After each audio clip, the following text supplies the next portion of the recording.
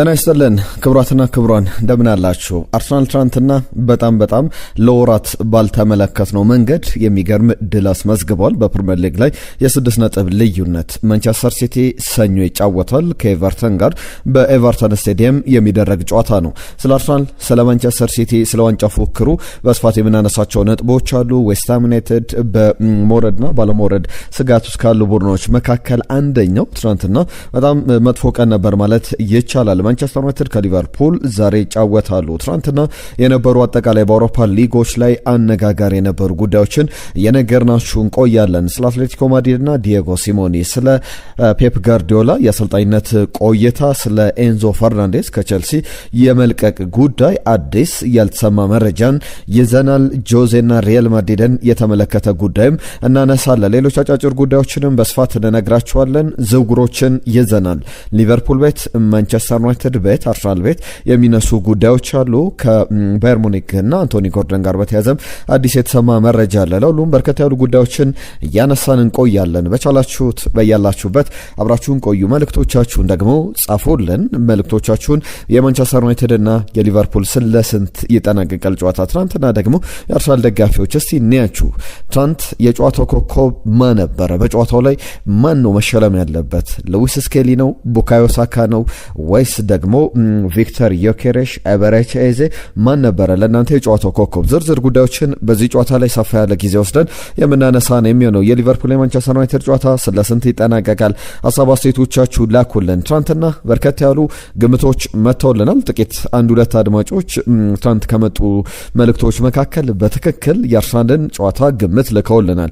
የማንቸስተር ዩናይትድ ግምትን የላካችሁልን አድማጮች አሉ፣ እናነሳዋለን። ዝርዝር ጉዳዮችን እያነሳን እንቆያለን። በቀጥታ ወደ ጉዳዮቻችን አልፈናል። ይህንን ቪዲዮ ግን ላይክ አድርጋችሁ ጀምሩ። የላይክ ቁጥራችሁ ባነሰ ቁጥር ቪዲዮቻችን ብዙ ጋር አይደርስም፣ ብዙ አይልንም እና ላይክ እያደረጋችሁ ጀምሩ። ለእናንተ አንድ ላይክ ለእኛ ብዙ ያግዘናል። ከልብ እናመሰግናለን። በቀጥታ ወደ ጉዳዮቻችን አልፈናል።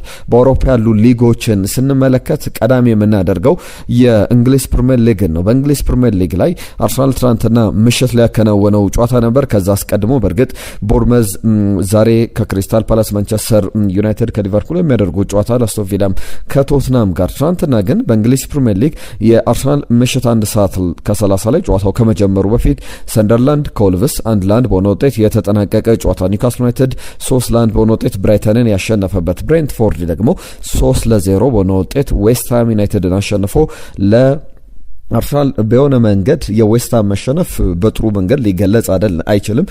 በአንድ በሁለት ጉዳዮች እናነሷለን።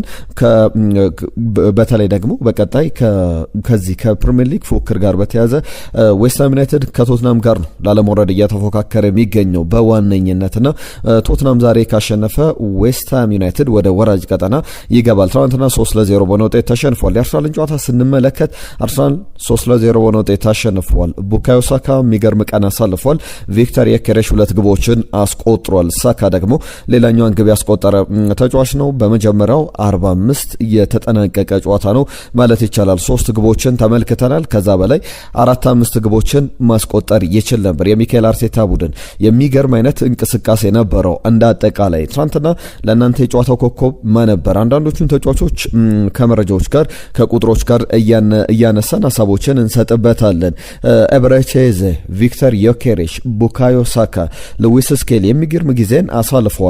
ትናንትና ለምሳሌ ግቧ ስትቆጠር የቡካዮ ሳካ ግብ ኤዜ የሚገርም ኢንስቲንክት ነበረው። በሚገርም ፓስ ወዲያው ለቪክተር ዮኬሬሽ ለማስሮጥ ነበር የሞከረው። ቪክተር ዮኬሬሽ ኳሳን ከያዛት በኋላ ጨዋታውን ዝግ አደረገና ሌት ካመርሶችን ወይም ደግሞ እነ ቡካዮ ሳካ ረጅም ርቀት ወደኋላ ተስበው ስለነበረ እስኪመጡ ጠበቀ። ከዛ በኋላ ለቡካዮ ሳካ አሲስት አደረገ። ቡካዮ ሳካም ግቧን አስቆጠረና የሚገርም ጥምረት የነበረበት ነው። ስለ ሉዊስ ስኬሊ ላንሳላችሁ። የሞደርን ተጫዋች ነው ይሉታል ብዙ ጊዜ ሉዊስ ስኬሊን። ወደ ውስጥም ገብቶ ሲጫወት ወደ መስመርም ወጥቶ ሲጫወት የተለያየ አይነት ዳይናሚዝምን ለአርሰናል የሚሰጥ አይነት ተጫዋች እንደሆነ በደንብ ባለፈው ዓመት በተለይ ከዛ በኋላ ዘንድሮም በተጫወተባቸው ጨዋታዎች በሙሉ ተመልክተናል። ዶሚኔት ያደርጋል የአንድ ለአንድ አጋጣሚዎች ላይ፣ ፊዚካሊቲው ጥሩ ነው። ከዛ በተጨማሪ ያለ ፍርሃት የሚጫወት ነው። ለምሳሌ እነ ቶማስ ቱዌል በሳንቲያጎ በርናቦ በቻምፒየንስ ሊግ ላይ በዚህ ያክል ደረጃ ወደ ግማሽ ፍጻሜ ላይ ለመገኘት በሚደረግ ጨዋታ ላይ በዚያን ያክል ጥራት መጫወት የሚያስገርም ነው ብለው አስተያየታቸውን ሲሰጡ ሲመሰክሩለት ተመልክተናል። በጣም ትልቅ ሪስፖንሲቢሊቲ ነው ትናንትና የወሰደው። ባገኘው አጋጣሚ በሙሉ ራሱን ሲያሳይ ነበረ። ሉዊስ ስኬሊ ትናንትና 19 ዓመቱ ነው። ለመጀመሪያ ጊዜ ነው አማካኝ ስፍራ ላይ የተጫወተው። በተፈጥሮ ተጫዋቾች ከአካዳሚዎቻቸው ግራጁዌት ሲያደርጉ በአካዳሚ ደረጃ ስልጣናቸውን ሲያጠናቅቁ ሁሌ የሚጫወቱባቸው ፕሪፈር የሚደረግበት ቦታ አለ። ሉዊስ ስኬሊ አማካኝ ስፍራ ተጫዋች ነው። በአርሰናል ዋናው ቡድን ግን አንድም ቀን ሚኬል አርቴታ በአማካኝ ስፍራ ላይ ተጠቅሞት አያውቅም። በጣም ዘግይቻለሁ የሚል አስተያየቱን ሰጥቷል ከጨዋታው መጠናቀቅ በኋላ። ሉዊስ ስኬሊ ቁጥሮቹን እንመልከት። 97 ፓስ አኪዩሬሲ ነበረው። ከዛ በተጨማሪ 7 የአንድ ለአንድ አጋጣሚዎችን አሸንፏል። የሚገራርሙ ኳሶችን ሲያቀብል ነበረ። እርጋታው የሚገርም ነው። ከዛ በተጨማሪም አንድ ቻንስ ክሬት አድርጓል። 2 ታክሎችን ወርዷል እና 4 ጥፋቶች ደግሞ ተሰርቶበታል። አንድም ጥፋት አልሰራም በጨዋታው ላይ። የሚገርም ጊዜን አሳልፈዋል። ስለ ሉዊስ ስኬሊ ብዙ ማለት ይቻላል።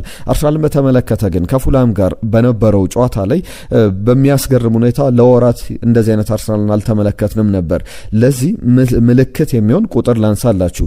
ከማንቸስተር ሲቲ የካራባኦ ካፕ ጨዋታ ጀምሮ ወደዚህ ያሉ መርሃ ግብሮችን ብንመለከት 9 ጨዋታዎችን አርሰናል የትናንትናውን ጨዋታ በስተቀር ከአንድ በላይ ግቦችን አላስቆጠረም። የካራባኦ ካፕ ፍጻሜ ላይ ከሲቲ ጋር 2-0 ነው ሲቲ ያሸነፈው። ከሳውዛምተን ጋር የነበረ ጨዋታ ሳውዛምተን 2-1 አሸነፈ። ስፖርቲንግ ሊዝበንን 1-0 አሸነፈ። ከዛ በኋላ ቦርመዝን የገጠመበት ጨዋታ 2-1 የተሸነፈበት መርሃ ግብር ነው። ስፖርቲንግ ሊዝበንን ዳግም ሲገጥም 0-0 የተጠናቀቀ ጨዋታ ነበረ።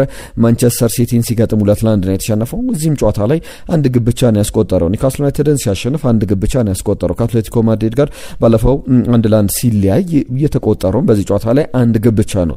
ከ8 ጨዋታዎች በኋላ የሚኬል አርቴታ ቡድን 9 ግቦችን 9ኛው ጨዋታ ላይ 3 ግቦችን ማስቆጠር ችሏል። እንዳጠቃላይ ለአርሰናል ከወራት በኋላ ያሳየው ምርጥ ብቃት ተመሳሳዩን ደግሞ ለቡካዮ ሳካ ማለት እንችላለን። ከወራት በኋላ የሚገርም ብቃት አሳይቷል። በሚገርም የጨዋታ ብልጫ በ3 ነጥብ ተጠናቋል ጨዋታው። አጠቃላይ አሁን አርሰናል በ6 ነጥብ ሊጉን ልዩነት እየመራ ይገኛል። ስለ ቡካዮ ሳካ ስናነሳ በጣም ሻርፕ ነበረ። በጣም የሚገርም ጊዜን አሳልፏል። ቡካዮ ሳካና ቪክተር ኬሬሽ ጥምረትም ብዙ ሊባልበት የሚገባው ነው። ቪክተር ኬሬሽ እና ቡካዮ ሳካ ዘንድሮ ብዙ ጨዋታዎችን በጋራ በሜዳ ላይ ተጫውተዋል። ለምሳሌ ቡካዮ ሳካ ወደ 37 ያክል ጨዋታዎችን ከዛ በላይ ጨዋታዎችን አድርጓል። ከ37 እስከ 40 ድረስ። ቪክተር ኬሬሽ 50 ጨዋታዎች ላይ የደረሰበት ነበረ ትናንትና። በአጠቃላይ ግን ሁለቱ ተጫዋቾች በሙሉ የውድድር ዘመኑ ቪክተር ኬሬሽ ለቡካዮ ሳካ አሲስት አድርጎ አያውቅም። ቡካዮ ሳካም ለቪክተር ኬሬሽ የመጀመሪያ አሲስቱን ያስመዘገበበት ነውና ምን ያክል ተራርቀው እንደነበረ ትናንትና ግን ሁለቱም አንደኛው ለአንደኛው አሲስት አድርገው ተመልክተናቸዋልና ቡካዮ ሳካ ዘንድሮ ያለው የግብ ተሳትፎ ቀንሷል፣ አቋሙ ወርዷል ሲባል ነበር። ግን ቡካዮ ሳካ ሲጫወት ምን አይነት ተጫዋች እንደሆነ በደንብ ያሳየበት ነው። ዋንጫ ፉክክር ላይ ትልቅ ሴል ሊኖረው እንደሚችል ትናንትና በኤምሬትስ ስቴዲየም ተመልክተናል። 2022-23 የውድድር ዘመን ላይ 25 የፕሪሚየር ሊግ ጎሎች ኮንትሪቢዩሽን ነበረው አሲስትና ግቦቹን ስንደምር 2023-24ም በተመሳሳይ። ባለፈው ዓመት 2024-25 የውድድር ዘመን ላይ 16 የግብ ተሳትፎ ነበረው በፕሪሚየር ሊግ ላይ ብቻ ነው እነዚህ ቁጥሮች። ዘንድሮ ግን ከትናንትና ጨዋታ በፊት 6 ግቦችን እንዲሁም ደግሞ 3 አሲስቶችን ብቻ ነበር ያስመዘገበው። ትናንትና 7ኛ ግቡን እንዲሁም ደግሞ 4ኛ አሲስቱን ያስመዘገበበት ጨዋታ ነበር። የሚገርም ጊዜን አሳልፏል። በ28 የሊግ ጨዋታዎች ነው እነዚህን ቁጥሮች ያስመዘገበው። መጨረሻ ሳምንታት ላይ ከሱ ብዙ ይጠበቃል። ቪክተር ኬሬሽም ትናንትና እንግዲህ 2 ግቦችን ሲያስቆጥር በአጠቃላይ በውድድር ዓመቱ ለአርሰናል 21 ግቦችን አስቆጥሯል። ያ ማለት ለምሳሌ በአጠቃላይ በውድድሩ አርሊንግ ብራውት ሃላንድ 35 ግቦችን አስቆጥሯል። በሁሉም ውድድሮች ላይ በያዝነው የውድድር ዘመን አርሊንግ ብራውት ሃላንድ ብቻ አይደለም፣ ኢጎር ቲያጎ የሲዝኑ በጣም ትልቁ አጥቂ በ80 ሚሊዮን ፓውንድ 70 ሚሊዮን ፓውንድ መፈረም አለበት ለትልቅ ክለቦች እነ ማንቸስተር ዩናይትድ ኮንሲደር ሊያደርጉት ይገባል ሲባል የነበረው ኢጎር ቲያጎ እንኳን 25 ግቦችን ነው በአጠቃላይ በሁሉም ውድድሮች ያስቆጠረው። ቪክተር ኬሬሽ 21 ግቦች ላይ ደርሷል። አርሰናልና ፉላም ባደረጉ ጨዋታ ላይ አንድ አስገራሚ ቁጥርም ተመልክተናል። 32 ጨዋታዎችን በሜዳው ከፉላም ጋር አልተሸነፈምና በእንግሊዝ እግር ኳስ ታሪክ ብዙ ያለመሸነፍ የማሸነፍ ቁጥሮችም በሜዳው ያስመዘገበ ቡድን ነው። ሚኬል አርቴታ ከጨዋታው መጠናቀቅ በኋላ የሰጣቸው አስተያየቶች አሉ። ማንቸስተር ሲቲ ከኤቨርተን የሚያደርገው ጨዋታ ሰኞ ዕለት ይደረጋል። ሰኞ ምሽት 4 ሰዓት ላይ ይህንን ጨዋታ ትመለከተዋለህ ተብሎ ተጠይቆ ነበር። አሰልጣኝ ሚኬል አርቴታ ለምን እንደዛ አሰባችሁ ብሏል። ለምንድን ነው የማናየው? ምክንያቱም እግር ኳስን እንወዳለን፣ እግር ኳስን እወዳለሁ፣ ስለዚህ ያንን ጨዋታ እመለከተዋለሁ ብሏል። እግር ኳስን ቢወድም ባይወድም ግን ያ ጨዋታ በደንብ የተለየ መልክ ያለው ጨዋታ እንደሚሆን ይጠበቃል። ሰኞ ዕለት ይደረጋል። ሉዊስ ስኬሊን በተመለከተ በጣም የሚገርም ሲዝን ባለፈው የውድድር ዘመን አሳልፏል። ከዚህ በላይ ብዙ እሱ ማጫወት ነበረብኝ የሚል አስተያየቱን ይህን ነገር ማድረግ የነበረብኝ ቀደም ብዬ ነው እሱን አማካኝ ስፍራ ላይ ማሳለፍ የነበረብኝ ብሏል። ትናንትና ብዙ ጥቅሞች አሉ። አንደኛው ለማርቲን ዙቢሜንዲ ረፍት መስጠት በጣም ትልቅ አድቫንቴጅ ነው። ለሉዊስ ስኬሊም የጨዋታ ጊዜ ማግኘትም በጥሩ መንገድ ሊተረጎም የሚችል ነው። ቡካዮ ሳካ የሚገርም ቀን አሳልፏል። ለሁሉም ከጉዳት ዜናዎች ጋር በተያያዘ ከቨርስ ማርቲን ኦዴጋርድ ትናንትና አልነበሩም። መቼ ይመለሳሉ ተብሎ ተጠይቋል። አሰልጣኝ ሚኬል አርቴታ ለቻምፒየንስ ሊግ ጨዋታ እንዲደርሱ ጥረት እናደርጋለን፣ የሚደርሱበት ትልቅ ተስፋ እድል አላቸው የሚል አስተያየቱን ሰጥቷል። ሁሉም የጨዋታ በዚህ መንገድ የተጠናቀቀ መርሃ ግብር ነበረ። የዌስትሃምና የብሬንትፎርድ ጨዋታ ዌስትሃም ሲሸነፍ በጣም መጥፎ ድል ማለት ይቻላል። በመጨረሻው ሳምንት ላይ አሁን ቶትናም ዛሬ ከአስቶን ቪላ ጋር ይጫወታል። እሱን ጨዋታ ማሸነፍ የሚችል ከሆነ ዌስትሃም ዩናይትድ ወደ ወራጅ ቀጠና ይገባል። በአንድ ነጥብ ልዩነት ቶትናም ከዌስትሃም ከፍ ብሎ መቀመጥ ይችላል። ከዛ በተጨማሪ ግን ለአርሰናልም ጥሩ ድል አይደለም ዌስትሃም ወደ ወራጅ ቀጠና መግባቱ። ምክንያቱም በቀጣይ አርሰናል ከዌስትሃም ጋር ይጫወታል።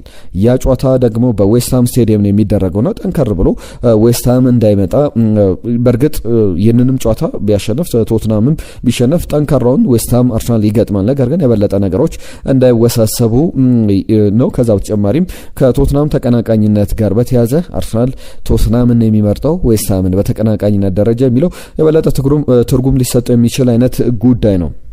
ዛሬ ያሉ ጉዳዮችን አነሳለሁ። ትናንትና ግን ባርሰሎና አሸንፏል።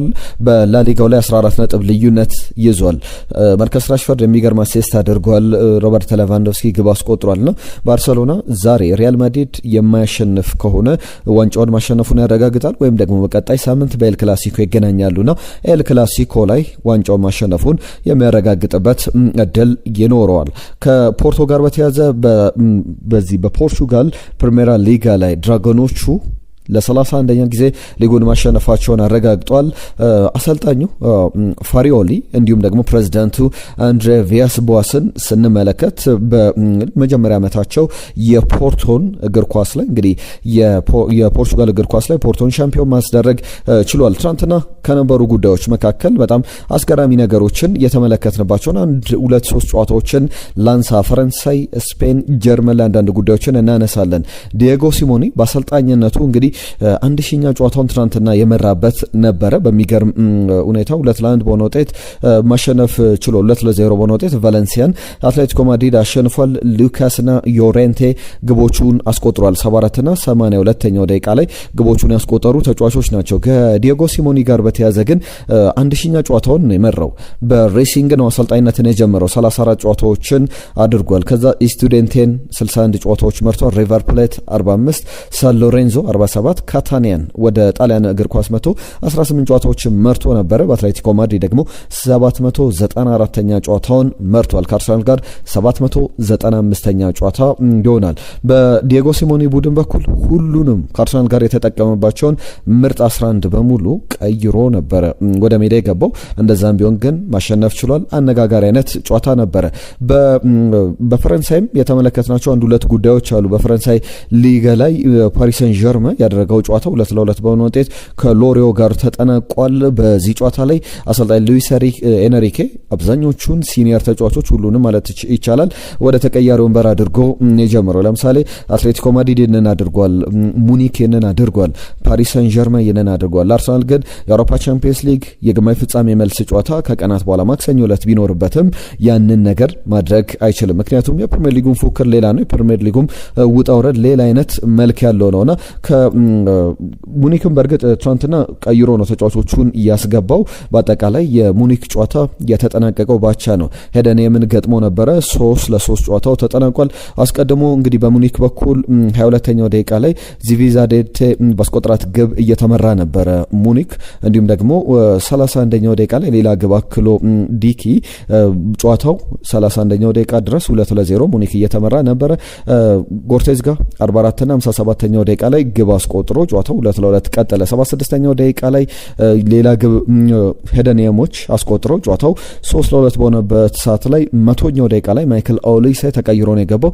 ግብ አስቆጥሮ ጨዋታው 3-3 በሆነ ውጤት ተጠናቋል። በሙኒክ በኩል የሚገርም አይነት ቁጥሮች አሉ። ለምሳሌ የባየርን 3 ፍሮንት ላይኖች ሃሪኬን ማይክል ኦሊሴ እና ሉዊስ ዲያዝን ስንመለከት እንዲሁም ደግሞ የሪያል ማድሪድ ጋሬዝ ቤል፣ የቢቢሲ ቤል፣ ቤንዜማ እና ክርስቲያኖ ሮናልዶ ስንመለከት 100 ግቦችን ያስቆጠሩበት አመት ይታወሳል። 2015-16 የውድድር ዘመን ከ10 አመት በኋላ ይህንን ክብረ ወሰን 3 አጥቂዎች በአንድ ክለብ ውስጥ እንግዲህ የግብ ተሳትፏቸው 100 የደረሰበት ነበር። አሁን ግን እነዚህ ተጫዋቾች በአጠቃላይ ሶስቱ የነ ክርስቲያኖ ሮናልዶን የነ ቢቢሲ ቤል፣ ቤንዜማ እና የክርስቲያኖ ሮናልዶን ቁጥር ማሻሻል የቻሉበት ነበር። ፖል ፖግባም በ1084 ቀናት በኋላ ለመጀመሪያ ጊዜ በቋሚ ተሰላፊነት የጀመረበትን ጨዋታ እየተመለከትንበት ነበረ። በፈረንሳይ ሊጋ ላይ አስገራሚ አይነት ጨዋታ ነበረ ሞናኮ ያከናወነው መርሃ ግብር ላይ።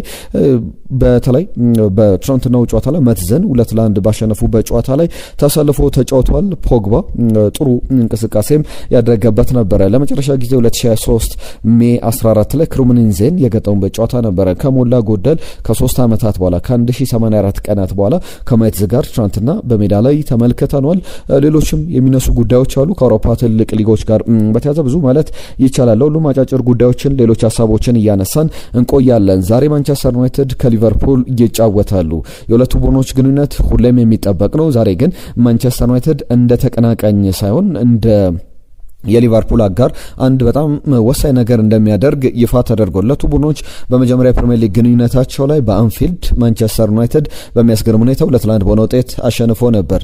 ብሪያን ምቤም 2ኛው ደቂቃ ላይ ግብ አስቆጠረ። ከዛ በኋላ ኮዲ ያክፖ 78ኛው ደቂቃ ላይ ግብ አስቆጥሮ ማንቸስተር ዩናይትድ ነጥብ ሊጥል ነው በሚባልበት ሰዓት ላይ አንፊልድ ላይ ሃሪ ማጓየር ያስቆጠራት ግብ ወሳኝ ነበር። 84ኛው ደቂቃ ላይ ማንቸስተር ዩናይትድ 2-1 በሆነ ውጤት ያሸነፈበት ነበር። ዘንድሮ ማንቸስተር ዩናይትድ ቡድን እንዳጠቃላይ አርሰናልን፣ ማንቸስተር ሲቲን፣ ሊቨርፑልን ያሸነፈበት የውድድር ዘመን ነው። በጥሩ መንገድ ሊጠቀስ ይችላል። 11 ሰዓት ከ30 ሲል ይጀምራል። ለእናንተ እንግዲህ የጨዋታው አሸናፊ ማን ሊሆን ይችላል? ማንቸስተር ዩናይትድ ባቻ ውጤት ካጠናቀቀ በቻምፒየንስ ሊግ ላይ መሳተፉን የሚያረጋግጥበት ጨዋታ ነው። በዚህ ጨዋታ ዙሪያ የሚነሱ ጥቂት ነጥቦች አሉ። ብሩኖ ፈርናንዴዝን በተመለከተ አሁንም 19 አሲስቶች ላይ ቆሟል። 20ኛው አሲስት ዛሬ መዘገባል ወይስ ደግሞ ሌላ ጨዋታ ይጠብቃል? ለምሳሌ ብሩኖ ፈርናንዴዝን ከአንዳንድ የዓለማችን አማካዮች ጋር እናነጻጽረው። ከጁድ ቤሊንጋም፣ ሞሐመድ ሳላ፣ ጁድ ቤሊንጋም 3፣ ሞሐመድ ሳላ 6፣ ኮል ፓልመር 1፣ ማርቲን ኦዴጋርድ 5፣ ላሚን ያማል 11። እነዚህ ተጫዋቾች እንግዲህ ያደረጓቸው አሲስቶች ናቸው። ብሩኖ ፈርናንዴዝ ግን ብቻውን 19 አሲስቶች ላይ ደርሷል። በውድድር አመቱ በእንግሊዝ ፕሪሚየር ሊግ ላይ በያዝነው የውድድር ዘመን 116 ንጹህ የግብ ዕድሎችን ቻንሶችን ክሬት አድርጓል።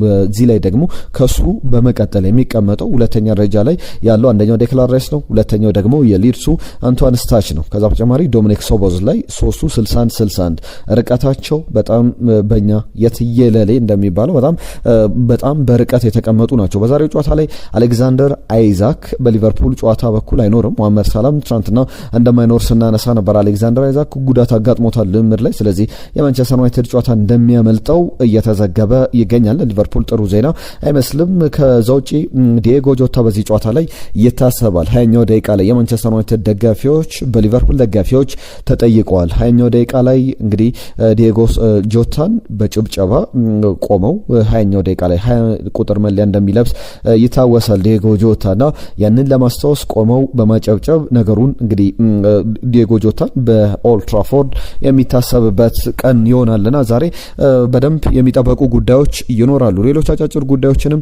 እናነሳለን። ከቸልሲ ጋር በተያያዘ ጨዋታውን የሚያደርገው ሰኞ ዕለት ነው። ማንቸስተር ሲቲም በተመሳሳይ ቸልሲ አሁን በፕሪሚየር ሊጉ ላይ በሚያስገርም ሁኔታ ወደ ታች ሸርተርት ብሏል።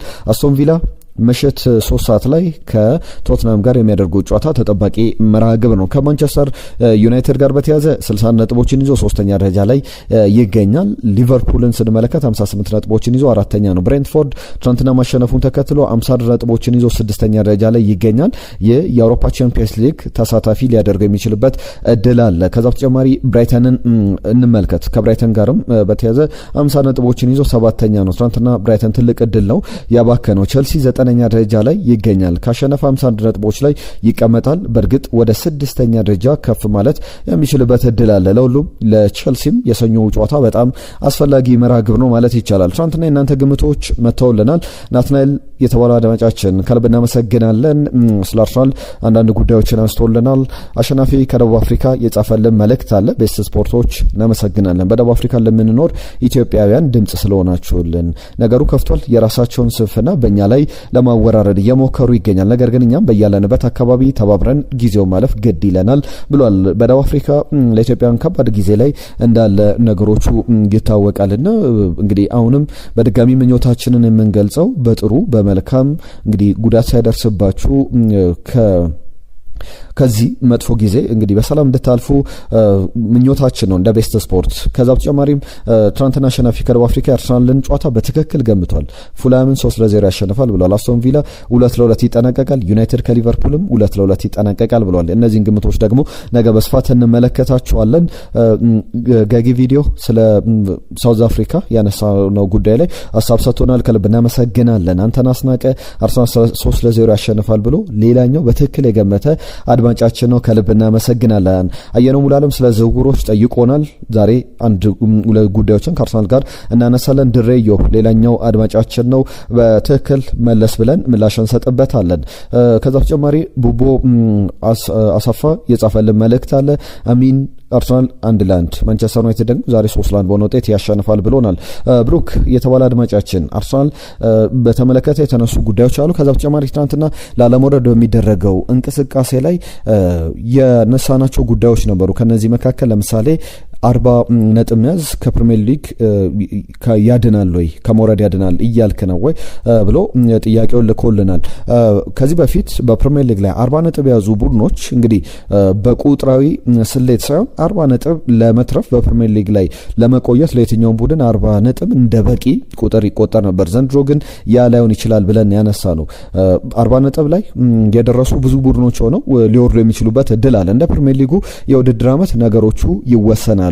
ነገር ግን በፕሪሚየር ሊግ ባለፉት አመታት ላይ ከ1992-93 የውድድር ዘመን ከፕሪሚየር ሊጉ ጅማሩ አንስቶ 40 ነጥብን የያዘ ቡድን የመውረድ እድሉ በጣም በጣም ጠባብ ነውና ዘንድሮስ ያ ነገር ይቀጥላል ወይ ብለን ነው ሀሳባችንን ያነሳ ነው። ተስፋ ያበበ ማንቸስተር ዩናይትድ ሊቨርፑልን 3-2 ያሸንፋል ብሎናል። የፉላም ደግሞ ፉላም 3-2 ያሸንፋል የሚል ግምቱን ልኮልን ነበር። አማኑኤል ጌታውን ድል አርሰናል ብሎናል። ከልብ እናመሰግናለን። ሽመልስ ለገሰ ያነሳልን ነገር አለ። ከሮላንዶ ጋር በተያያዘ ሳውዲ ሊግን ቢያሸንፍ ደስ ይለኛል። አርሰናል የፕሪሚየር ሊጉን ቢያሸንፍ አሪፍ ነው። በተረፈ ግን ለማድሪድ የርገን ክሎፕ ቢመጡ ብዬ አስባለሁ የሚል ነገር አንስቶልናል። ሙሐመድ ሹክረላ ከደቡብ አፍሪካ አርሰናል 2-0 ያሸንፋል ብሎናል።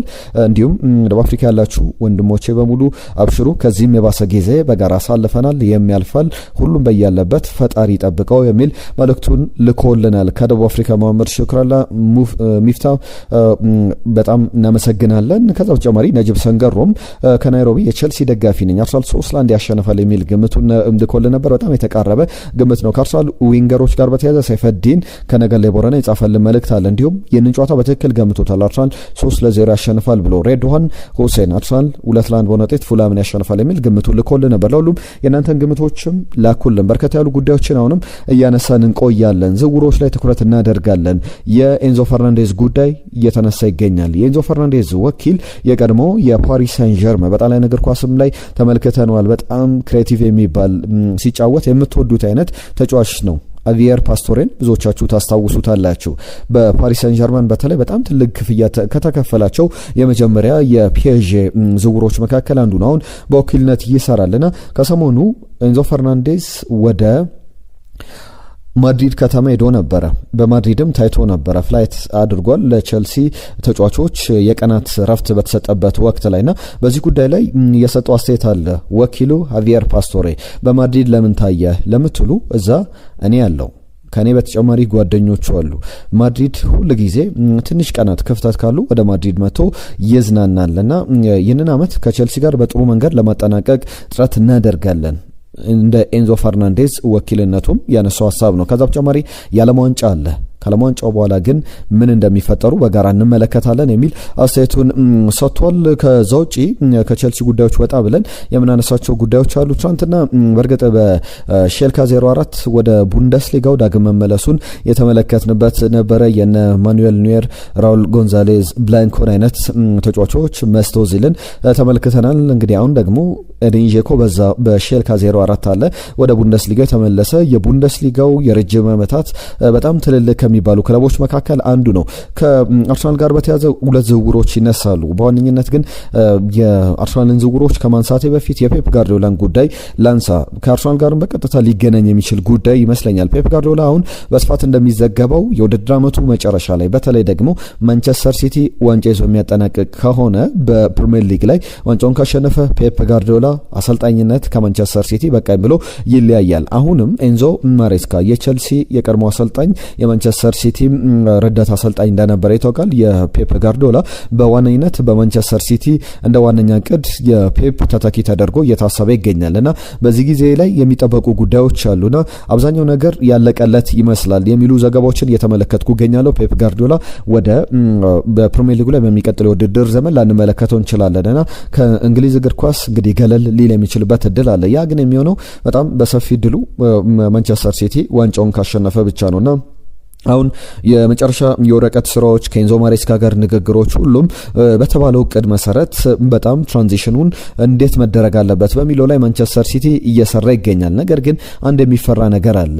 ሌት ዩተርን በመጨረሻ ፔፕ ጋርዲዮላ ምናልባት ዋንጫውን ካላሸነፈ በሚቀጥለው የውድድር ዘመንም በማንቸስተር ሲቲ እቆያለሁ ውሌን እጠብቃለሁ ሊል ይችላልና ዋንጫውን ካሸነፈ እንደ ሰር አሌክስ ፈርጉሰን በአሸነፈበት ማግስት ከዚህ በኋላ በማንቸስተር ሲቲ አልቆይም ብሎ ሊያሳውቅ የሚችልበት እድል አለ። ብዙ እየተባለበት የሚገኝ ጉዳይ ነው። የአርሰናልን ዝውውሮች ላንሳ። ከአርሰናል ጋር በተያዘ በዋነኝነት አንድ ዝውውር ላንሳ።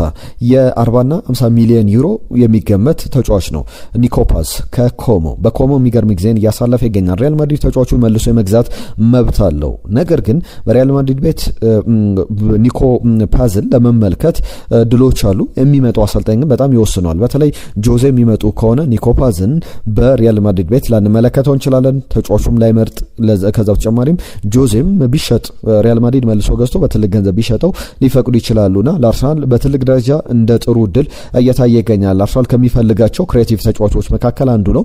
ወይ ኒኮ ፓዝ ወይ አርዳ ጉለር እየተባለ ወራት ስንሰማ የነበረው ዜና እንደነበረ ይታወቃል። ከዩናይትድ ጋር በተያዘ ሁለት ዝውውሮች ይነሳሉ። አንደኛው የካዘሜሮ ጉዳይ ነው። ካዘሜሮን በተመለከተ በማንቸስተር ዩናይትድ ውሉ ተጠናቋል።